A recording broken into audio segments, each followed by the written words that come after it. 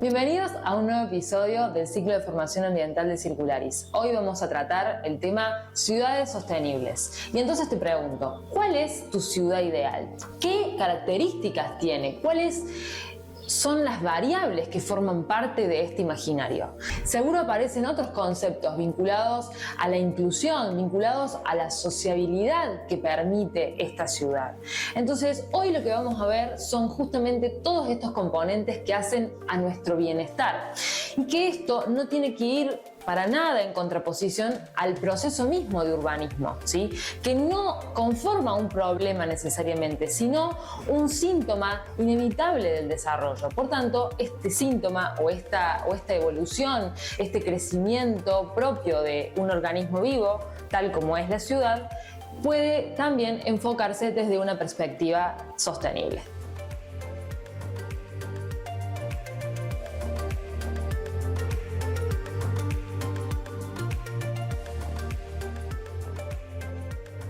Pero para eso es importante que planifiquemos justamente el desarrollo de estas ciudades. Planificar quiere decir tener en cuenta desde dónde partimos, el entorno natural y social, para poder definir entonces el uso del suelo, para poder definir si existen o no riesgos en esos territorios y por tanto vulnerabilidad de esas poblaciones, si existen barreras naturales o incluso antropológicas, ¿no? Pensar, supongamos, en lo complejo que es el territorio de Río de Janeiro, donde hay cerros que marcan de por sí una barrera física entre poblaciones que se asientan en los populares morros y en lo que es la llanura y en las playas. Entonces, este tipo de barreras que en Río de Janeiro engloban como el ejemplo más tangible en ese sentido, se dan a lo largo y a lo ancho de todo el planeta. Bueno, cómo todos esos factores empiezan a jugar un rol preponderante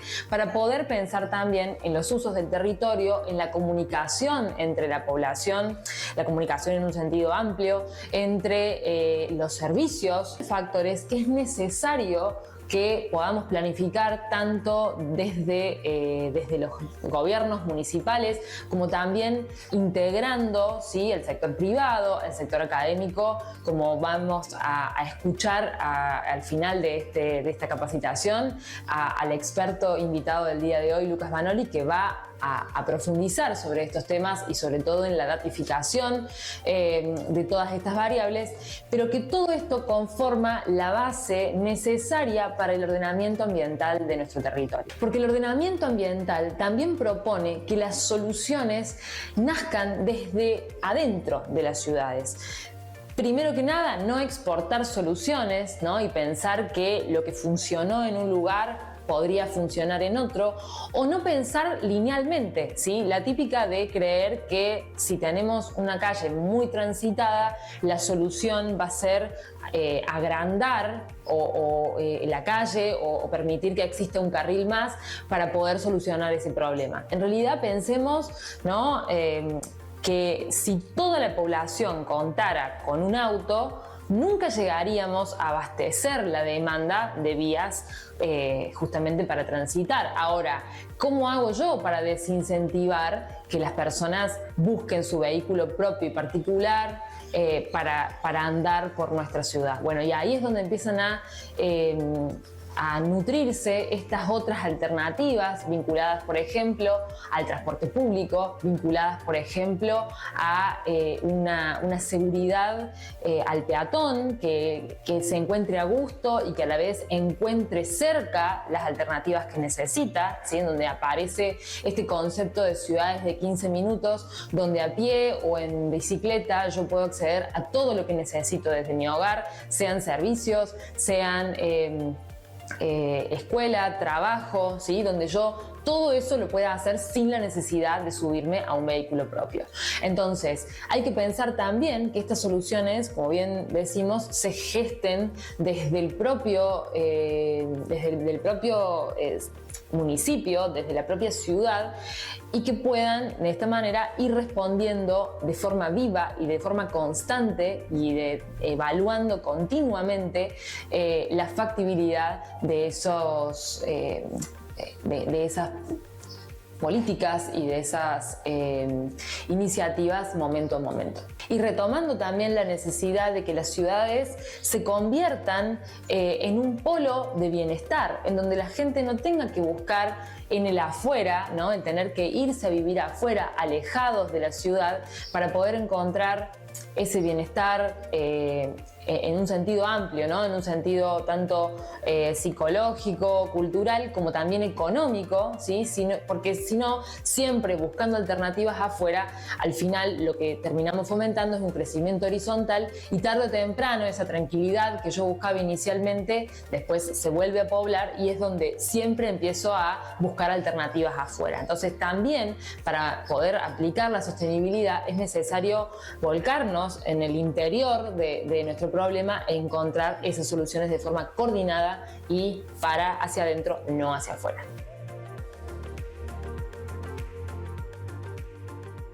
Y fíjense cómo acá estamos ya interiorizándonos en el concepto de movilidad sostenible, donde lo clave es diseñar ciudades, pensar las ciudades para las personas y no para los autos, ¿sí? Entonces, de esa forma promovemos un uso más lento y más consciente de los servicios y de las instalaciones en general que ofrece la ciudad. Por ejemplo, decíamos entonces, no tenemos que aumentar carriles en una vía congestionada. En todo caso, es pensar en vías exclusivas para el transporte público, en donde yo de alguna manera me garantice que si yo elijo ese medio de transporte pueda llegar a horario a los lugares a los que voy a concurrir sin que surjan imprevistos en el medio.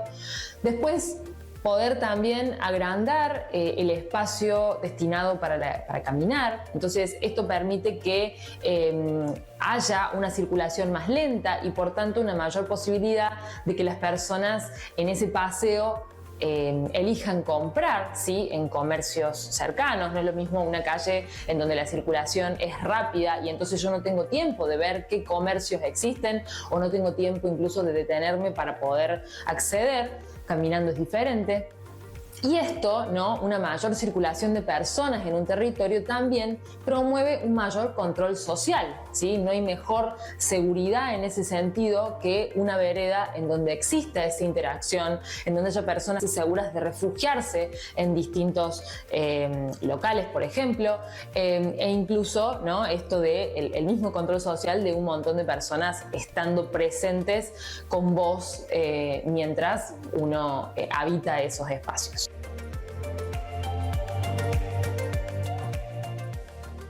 Y acá también la infraestructura verde, ¿sí? Abre otro planteo muy importante que es el de corredores biológicos, ¿sí? Pensemos en las reservas naturales, sobre todo de animales como polinizadores o como aves que suelen tener hábitos migratorios, necesitan de espacios amplios en donde puedan movilizarse y puedan ir dispersando obviamente las semillas de las especies vegetales. Entonces ahí es donde, por ejemplo, toda la infraestructura verde que nosotros podamos insertar dentro, no solo en lo clásico espacio verde que podríamos pensar, el volado urbano en veredas, sino también en infraestructuras, techos verdes, jardines pensados desde este punto de vista, forman una parte esencial para poder generar una continuidad de los corredores biológicos y a interrumpir la fragmentación de los hábitats en las reservas naturales. Este tipo de políticas son las que se conocen como soluciones basadas en la naturaleza, que son sobre las que va a profundizar Lucas Vanoli al final de este video. Otro punto esencial de la infraestructura verde es la que se vincula con la salud ambiental y de las personas, tanto desde el punto de vista psicológico como físico, ¿sí? Si ponemos a pensar en las enfermedades respiratorias de las personas que habitan en ciudades, podemos asociar fácilmente, ¿sí? Un montón de síntomas con los gases más comunes que se emiten, sobre todo de la combustión de vehículos. Sin embargo, en la Argentina no hay suficientes datos epidemiológicos que puedan hacer justamente esta causa-consecuencia, pero es importante que los relacionemos y que también, obviamente, alérgenos y demás, pero que podamos dilucidar que una ciudad sostenible también impacta o debería impactar en la salud de las personas. Y con la gestión de residuos pasa también algo muy similar. Pensemos que, como dijimos al principio, las ciudades son organismos vivos. Si nosotros imitamos los procesos de la naturaleza, todo lo que nosotros insertamos al sistema también deberíamos tener la capacidad de procesarlo, ¿sí? Lo que nos pasa hoy en las sociedades modernas y sobre todo en entornos urbanos es que generamos residuos y esos residuos por lo general o los exportamos o terminan, ¿no?, en estos basurales que de todos modos están en las periferias y suelen afectar a poblaciones vulnerables o poblaciones incluso rurales. Entonces, lo importante es que podamos pensar en que nuestros outputs deberían ser procesados, porque si no, se convierten en inputs de otros sistemas urbanos o de otros sistemas al menos periurbanos.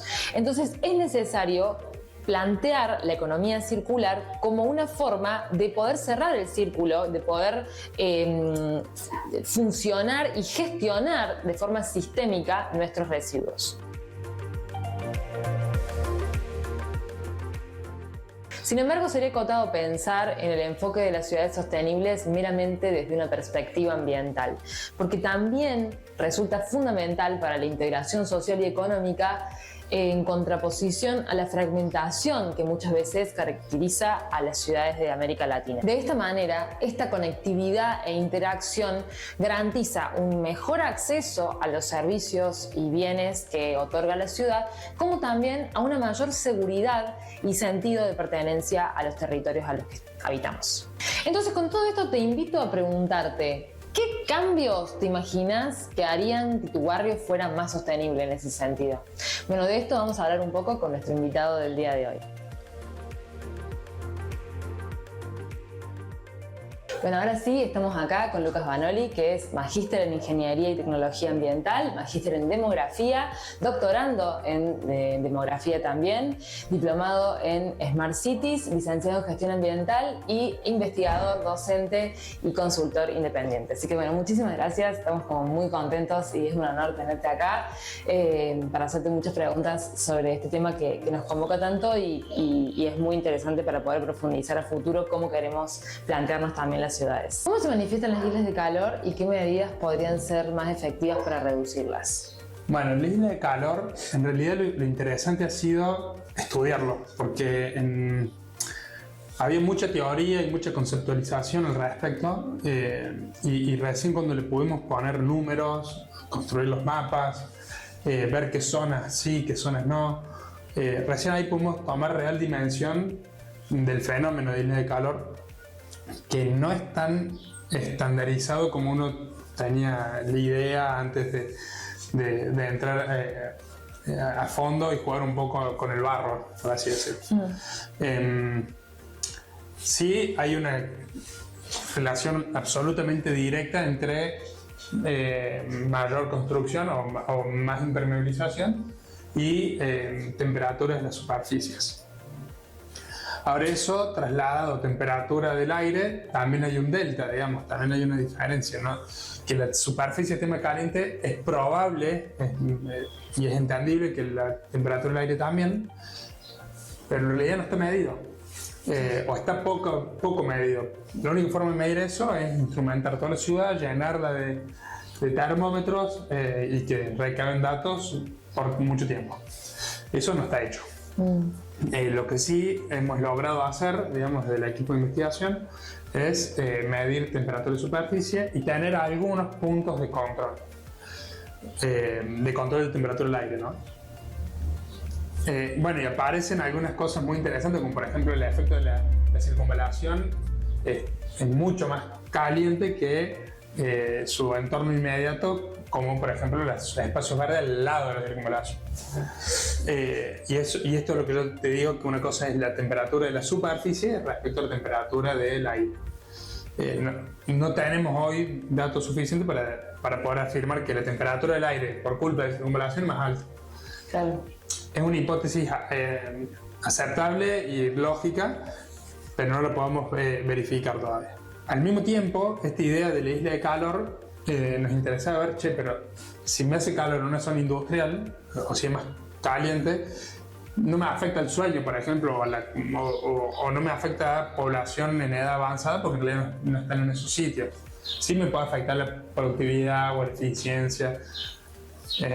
Entonces lo que dijimos, crucemos los datos de isla de calor que tenemos o de superficies calientes de la ciudad con datos de vulnerabilidad social.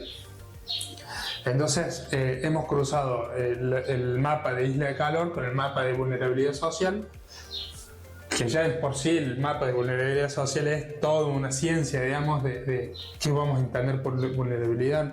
Las personas son igualmente vulnerables a cualquier tipo de amenaza, entonces el calor es un tipo específico de amenaza. Y bueno, estamos todavía en el desarrollo y en matizar, digamos, estos índices de vulnerabilidad social que sin duda son los que terminan, o sea, es la variable complementaria, digamos, en esta cuestión del riesgo frente a las islas de calor urbanas. Bueno, otra de las cosas que hicimos fue, pensando ya en las soluciones, fue empezar a ver qué sucedía en determinadas calles, corredores. Entonces comparamos, por ejemplo, el Boulevard San Juan, que tiene poca densidad de árboles, con la Cañada, que tiene mucha densidad de árboles y encima infraestructura azul, que se llama, que sería el río. Sí. Y la diferencia, primero que la diferencia en la estructura, en el perfil de la calle es absolutamente distinto, pero también lo fue en el confort térmico. Eso ya haciendo medición in situ de confort térmico. Nada, y las diferencias son abismales, ¿no? Una zona con alta densidad de vegetación, con infraestructura azul, que para colmo tiene un alto sombreado por edificios. También. Calles que en realidad no es exageradamente ancha, sino que en realidad es más bien acotada. Nada, tiene una temperatura muy inferior al lado del Boulevard San Juan, digamos, que nos daba una temperatura mayor y que además recibe mayor insolación por cómo está dispuesta una respecto a la otra, digamos, que son prácticamente perpendiculares. ¿Qué ejemplos de soluciones basadas en naturaleza conoces y cuál crees que sería la mejor estrategia para su implementación a nivel municipal o local en general? Bueno, soluciones basadas en naturaleza hay muchas. Principalmente la idea de las soluciones basadas en naturaleza es aumentar la cantidad y calidad de el sistema ecológico natural en las ciudades, que es un ámbito absolutamente antropizado, por lo cual todo lo que tenga que ver con mejorar ese volumen de vegetación de calidad ecológica va a tender a mejorar la calidad ambiental en general y a dar soluciones a determinados problemas. Entre las soluciones que se están empezando a implementar y cada vez más intensamente, podemos mencionar lo que tiene que ver con los sistemas urbanos de drenaje sostenible, que lo que buscan es aumentar el sistema natural de drenaje, devolverle un poco el ciclo del agua al drenaje urbano, sobre todo para aquellas lluvias que no son las que nos generan inundaciones. Claro. O sea, anti-inundaciones normalmente son soluciones de ingeniería, mucho cemento, pensar en que tenemos que sacar el agua rápido de la ciudad para que la gente no se inunde. Ante las lluvias de baja intensidad, que en realidad son la mayoría, lo que se está empezando a buscar son mecanismos de aumentar la infiltración, aumentar la retención in situ en las cuencas más altas, aumentar la cantidad de zonas empastadas por donde circula y por donde se retiene el agua, empastada y vegetadas, como canales empastados, lagunas de retención, jardines de lluvia, o sea, todo cuestiones más a microescala. Claro. Que van a aumentar, o sea, van a disminuir la velocidad de circulación del agua, pensando de nuevo para esas lluvias de poca recurrencia, digamos, o sea, poco tiempo de recurrencia, es decir, que suceden muy seguido. Se piensa en términos de 1 o 2 años de periodo de recurrencia para ese tipo de lluvia. En cambio, cuando hablan de inundaciones, se piensan en recurrencia de 25 años más. Claro, sí. O sea, sí, para evitar justamente el escurrimiento descontrolado. Claro, y además para propiciar la infiltración y la fitorremediación y la autodepuración del agua para disminuir los contaminantes que trae las escorrentías urbanas, que son bastante altas normalmente. Eso, por ejemplo, es para lo que tiene que ver con el drenaje urbano. Ahora también se utilizan soluciones basadas en naturaleza para mejorar el estrés térmico, por ejemplo. Está observado y recontra comprobado que las soluciones basadas en naturaleza, es decir, el aumento de la vegetación y la densidad vegetal en las ciudades, disminuye las temperaturas extremas, fundamentalmente pensando en lo que tiene que ver con la periferia respecto a los centros más construidos. O sea, no es que te va a hacer un aire acondicionado, pero sí te va a cambiar esos 3 o 4 grados de diferencia que puedes tener entre una zona densamente poblada con mucha superficie impermeable respecto a la periferia urbana, que suelen tener temperaturas un poco más bajas. Sí, consta de hacer la prueba a nivel macro, a nivel micro, uno se va bajo un árbol y ya de por sí. Y ya de por sí tenés, sí. Además que mejora la gestión de la vida útil de los materiales porque tiene menos efectos de diferenciales térmicos, mejoras la salud de las personas, el humor de las personas, la capacidad productiva. O sea, sí, esos 3 grados de diferencia que te pueden hacer en un día de verano puede ser la diferencia entre prender o apagar un aire, cuánto implica eso en productividad y en eficiencia, o entre tener más ganas o menos ganas de trabajar, ¿no? Sí. O sea, con calor, ¿quién le gusta trabajar? En Argentina, por lo general, el arbolado urbano suele depender de las gestiones locales. ¿Vos cómo crees que deberían entonces gestionarlo y planificarlo como parte de la infraestructura verde? Bueno, es un desafío. Sin duda, sí o sí tiene que depender de los gobiernos locales porque son acciones a muy microescala. Saber dónde tenés una cazuela vacía, por ejemplo, sí o sí tiene que depender de gobiernos locales e incluso para ciertos municipios muy grandes tener sistemas suburbanos, digamos. Claro. Gestiones que sean más chicos todavía. Bueno, una forma en realidad importante es concientizar a los vecinos que son los responsables principales en realidad del arbolado de vereda. En esa concientización también hay un problema de que históricamente en determinadas ciudades se pensó en determinados árboles que deben ir en vereda. Bueno, y con el tiempo se fue cambiando y lo que antes eran poner árboles, por ejemplo, exóticos, los cuales sufren enfermedades, sequías, tienen problemas además de que pueden ser invasores y ser el semillero de zonas que deberíamos proteger desde el punto de vista de la biodiversidad. Hoy, por suerte, se pasó a una idea más de incorporar especies nativas, lo cual tampoco siempre es 100% compatible. Claro. Entonces requiere como cierto conocimiento mínimo que al mismo tiempo obliga a los estados a concientizar, educar y al mismo tiempo ayudar. Por otro lado tenemos el arbolado que no va a estar en manos de un vecino en particular y que ahí sí o sí recae toda la responsabilidad en los entes municipales, que tienen que tener una política activa de permanentemente reponer, porque son seres vivos y se van muriendo, digamos. Sí. Además, el vandalismo... Las tormentas. Totalmente. Entonces, permanentemente tiene que haber tareas de reposición, además de mantenimiento. A veces uno cree que lleva demasiado mantenimiento un árbol y en realidad no. Sobre todo si es nativo. Es el principio riego. Saber que al principio los árboles nativos van a ser incómodos porque se los planta chicos por un problema de raíces, entonces hay que plantar chiquitos. Entonces al principio ocupa zona de la vereda, hay que irlo llevando, pero una vez que ya tomó cierta dimensión, ya el árbol va solo, digamos, no hace falta ni regarlo ni hacerle ninguna cuestión particular. Otro de los problemas que también hay que empezar a cambiar un poco la mirada es cómo hacemos las cazuelas. Estamos acostumbrados a hacer cazuelas de 80 por 80, de 1 metro por 1 metro. Claro.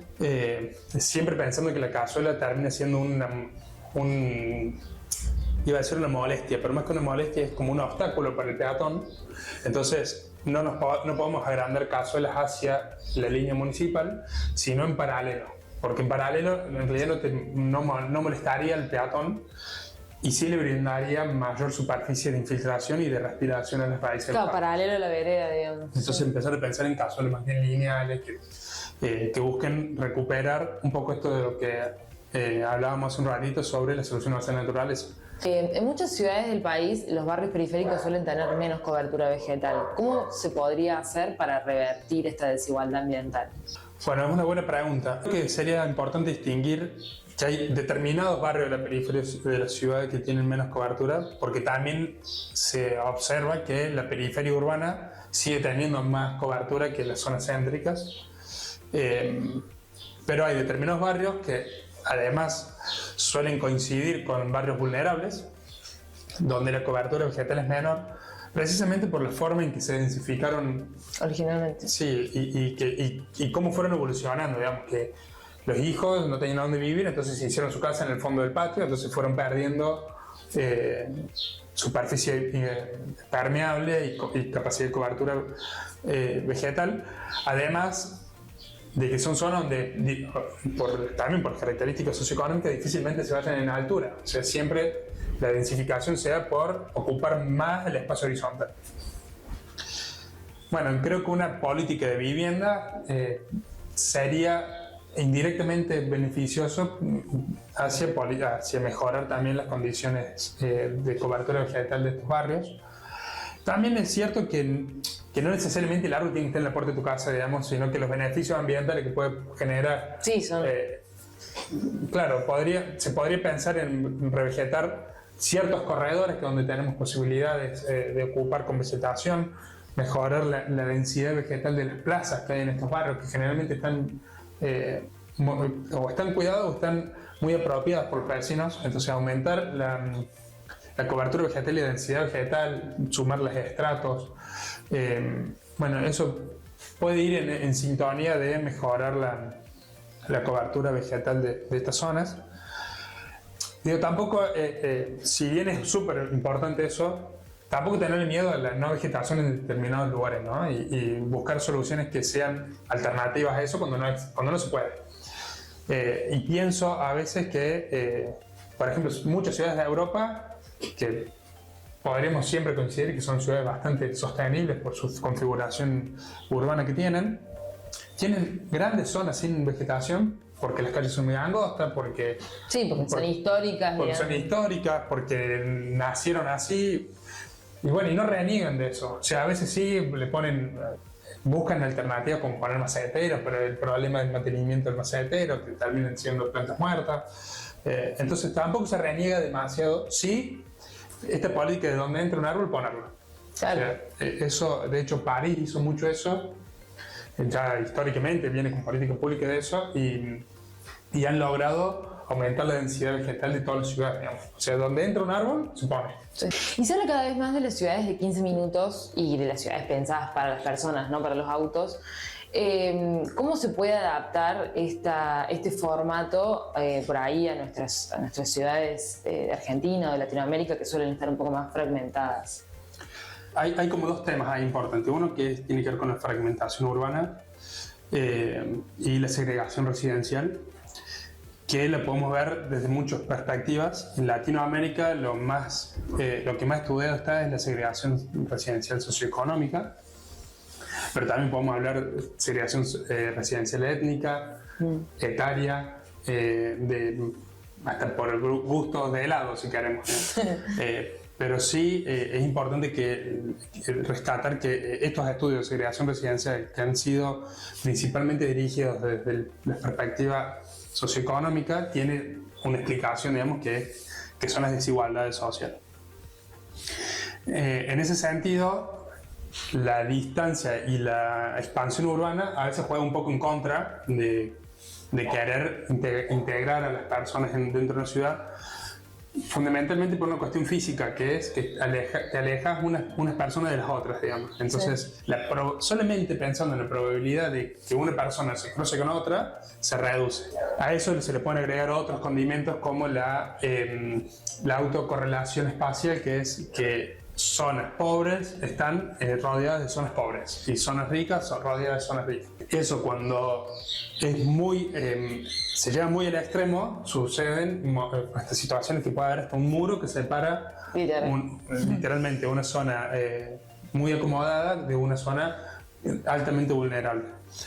Y eso en realidad termina llevando a conflictividad social por desconocimiento, por poca integración, hasta podríamos pensar en resentimiento.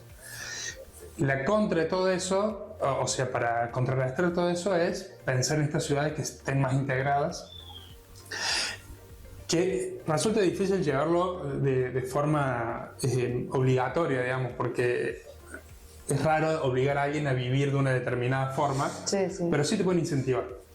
Y creo que esto de los espacios verdes, de mejorar la calidad ambiental en las zonas céntricas, en la renovación edilicia, que resulta muy importante para que en esos barrios que son históricos, que son barrios más viejos, que han expulsado históricamente sus jóvenes y que hoy son barrios que tienen mayor promedio de edad de las personas que viven, la única forma de atraer de nuevo jóvenes es con renovación edilicia.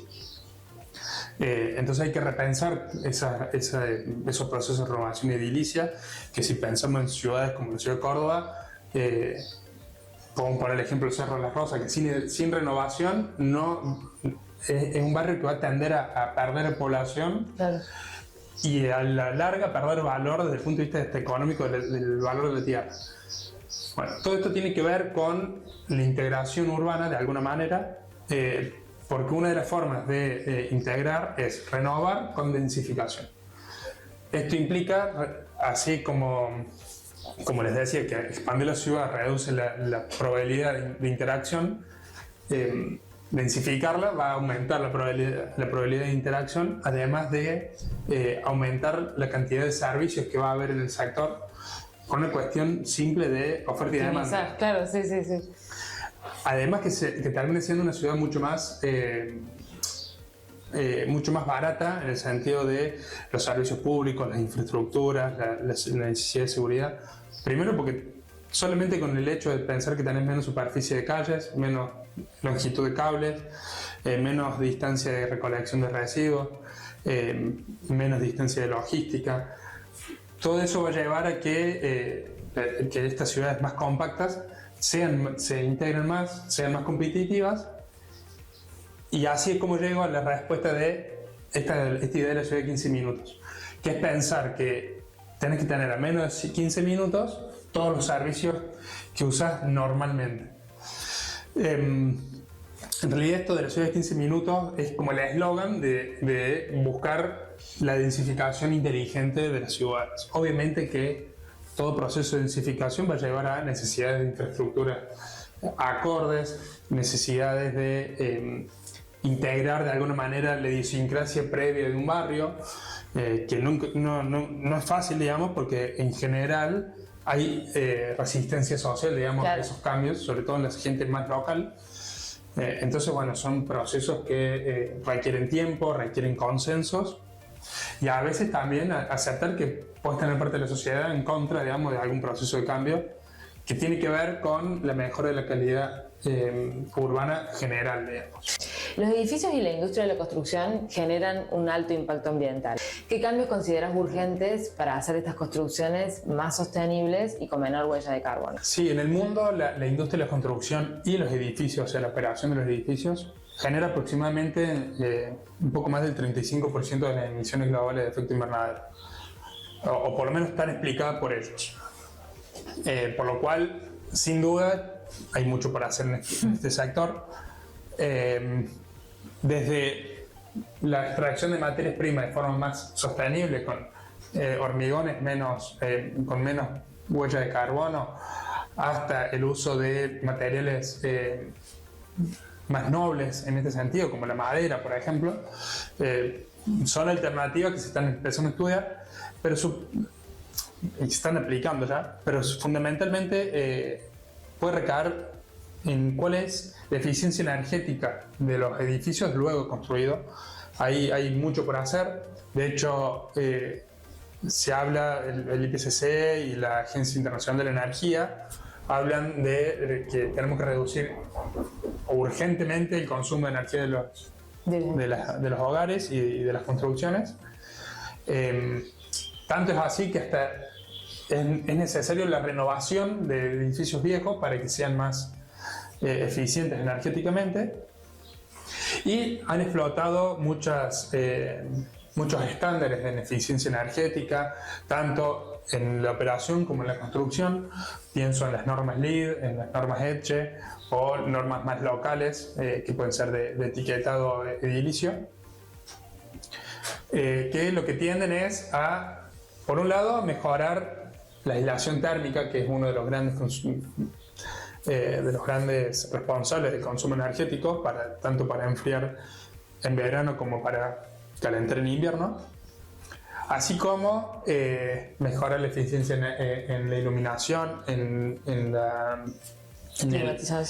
ventilación, si es natural, sobre todo en incorporar datos en la gestión de los edificios. Se está pasando a entender a las viviendas como un sistema, ¿no? Como un conjunto de instalación eléctrica, de gas, el agua potable, sino pensar todo eso como un sistema y que además tiene información, esta explosión de la domótica, que ahora encima es mucho más simple porque antes tenías que cablear absolutamente toda la casa, claro. Y ahora con Wi-Fi y con todos estos sistemas sin cableado, hasta facilitan la transformación de una vivienda que no tenía domótica a una que tenga domótica, y eso tiende también a reducir el consumo de energía, porque se apagan solo las luces, porque se prende solo el riego cuando realmente le hace falta, porque se te cierra una persiana sola, porque si abrís la ventana se te apaga el aire solo.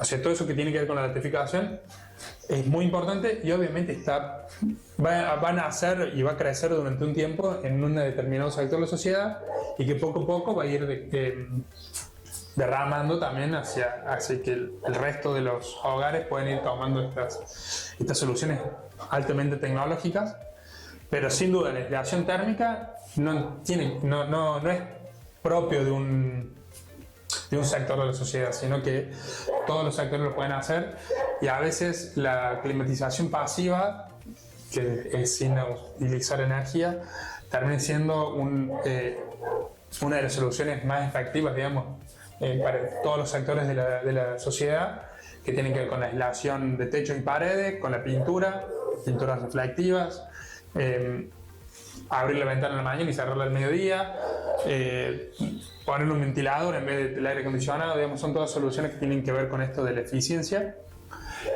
sin entrar en todo lo que es eficiencia ya de electrodomésticos, de luminarias particulares, del uso de la LED, que también tiene un impacto directo en reducir el consumo energético de las viviendas. Las ciudades siguen creciendo y los hogares de hoy son bastante distintos a los de hace unas décadas.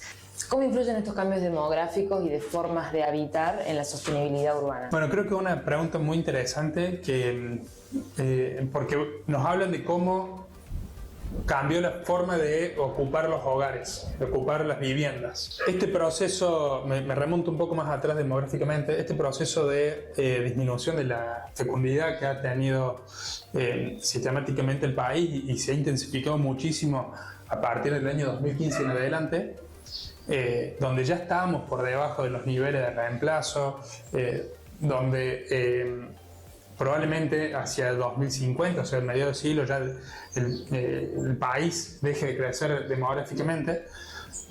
Eso no quiere decir que va a dejar de demandar viviendas. ¿Y por qué? Porque en realidad, además de crecer demográficamente o de tener menos hijos, básicamente, los hogares primero se achican en tamaño. O sea, antes una familia era la pareja con 3 hijos, 4 hijos, 5 hijos. Hoy tenemos familias monoparentales o donde vive una sola persona. Cada familia de esa medida te demanda una vivienda. Entonces, ante igual población, vos vas a tener mayor demanda de vivienda, claro, porque los hogares son más chicos. Sin embargo, también te cambia qué tipo de vivienda te demandan. Al ser hogares más chicos, te van a demandar probablemente viviendas también de menores dimensiones, por lo menos en cantidad de habitaciones. Además también hay como una idiosincrasia de siempre fue ser dueño de una casa con patio, y hoy no necesariamente la gente demanda la casa con patio, sino una vivienda que puede ser un departamento, que a los fines ambientales es absolutamente positivo, digamos, ¿no? Porque reduce la huella per cápita que generan las personas por ocupar simplemente espacio urbano. Por lo tanto, es esperable que la demanda de vivienda siga creciendo. Hay muchas críticas que se hablaban de que la ciudad crecía más en expansión urbana que demográficamente, y tiene que ver con esto, que sí, a misma cantidad de personas tenemos más demanda de vivienda porque los hogares se achicaron. Claro. Entonces, es razonable entender que pase eso. Sin duda es un impacto negativo, digamos, desde el punto de vista urbano, este crecimiento tan rápido y tan amplio que se hace de la mancha urbana. Adicional a eso tenemos la migración rural urbana, donde si analizamos todos los pueblos de la provincia, de cualquier provincia de la Argentina, seguramente vamos a ver la misma tendencia, que los pueblos no crecen prácticamente y que las ciudades sí continúan un crecimiento pese a la disminución de la fecundidad. Así que bueno, ¿qué podemos esperar al futuro? Que sigan creciendo las ciudades, que sigamos aumentando la cantidad de personas que quieren vivir en las ciudades, con hogares más chicos, demanda de otro tipo de vivienda. Bueno, para alcanzar ciudades sostenibles sí o sí es necesaria la cooperación del Estado, de las empresas, de la academia. ¿Cómo pensás que debe ser esa red de cooperación para que funcione? Mira, creo que es fundamental esta articulación entre lo público y lo privado y la academia. De hecho, ya hace algunos años, por ejemplo, que la provincia de Córdoba está trabajando en esta idea de clústeres y de clusterización de la economía. Creo que le falta un montón, todavía un camino muy largo para entender realmente qué es un clúster y que los clústeres sean reales y no solamente un aglomerado o una intención. Al mismo tiempo, creo que uno de los actores claves en hacia dónde va la ciudad y qué ciudad estamos pensando son justamente los desarrollistas urbanos, creo que hay que sumarlos mucho más en la discusión de la ciudad. Creo que tienen mucho para aportar. Son los que conocen el clima de lo que quiere la gente, porque al fin y al cabo ellos hacen productos para compradores, digamos. Sí. Así que creo que es importante primero escuchar un poco al mercado, que es como una voz silenciosa, ¿no? Y que en realidad habla el mercado. Ese mercado en realidad es una parte de la sociedad, ¿no? Hay otra parte de la sociedad que no puede acceder a ese mercado, pero por lo menos creo que tienen para aportar y de hacer mucho de ese sector de la sociedad. Saben qué es lo que quiere la gente, cómo quiere vivir, en qué tipo de vivienda, qué tipo de barrios. Por ejemplo, este tema de que hay tantos barrios con seguridad que en realidad son medios como que no están del todo dentro de la norma, nos está dando una impronta. La gente se siente insegura. Y si queremos que la gente viva en barrios abiertos, entonces tenemos que brindarle seguridad. O sea, sin caer en barrios cerrados. Entonces, creo que desde esas perspectivas es muy importante la participación en las políticas públicas de los actores privados. Por otro lado, creo que la academia tiene mucho para aportar en el sentido de empezar a ratificar la ciudad, a que las decisiones de gobierno, las decisiones empresariales y las decisiones individuales de compra o de alquiler estén basadas en datos, estén basadas en evidencia, y para eso necesitamos medir. Y necesitamos medir muchísimo más de lo que hacemos hoy.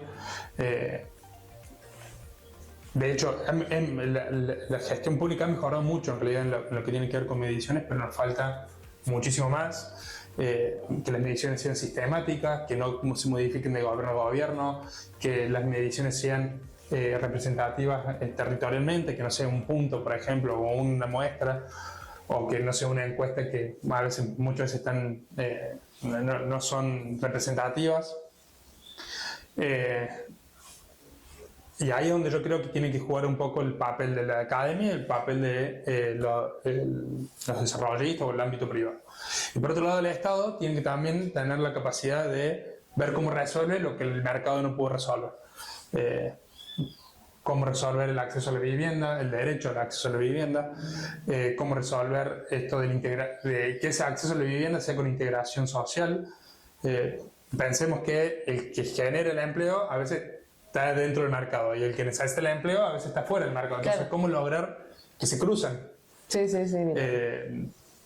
Sobre todo cuando tenemos problemas como tan poco generación de empleo en el sector de construcción como es hoy, por la situación coyuntural, lo importante que es la construcción privada para sostener la generación de empleo en el sector, es también muy importante y habla también de la competitividad de una ciudad, sobre todo como la ciudad de Córdoba, que su matriz productiva tiene un importante pie en la construcción, digamos, es un motor de la economía.